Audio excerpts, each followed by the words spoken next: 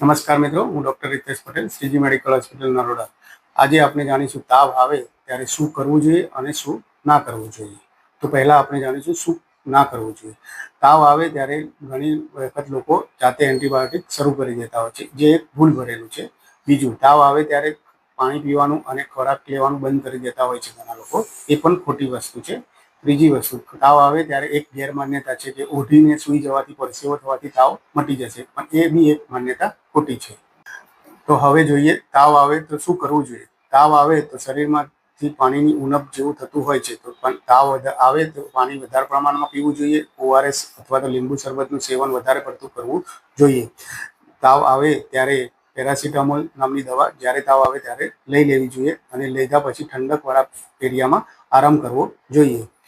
જો તાવ 3 દિવસથી વધુ રહે અથવા શરીરમાં તકલીફ વધતી જતી જણાતી હોય તો તુરંત નજીકના ડૉક્ટરનો સંપર્ક કરવો જોઈએ.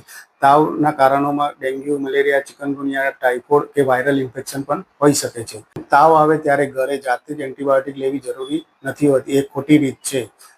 તુરંત ડૉક્ટરને બતાવ્યા પછી જ એન્ટિબાયોટિક લેવી જોઈએ. તાવ એ લક્ષણ છે, બીમારી નથી. તાવનું કારણ શોધવું જરૂરી છે.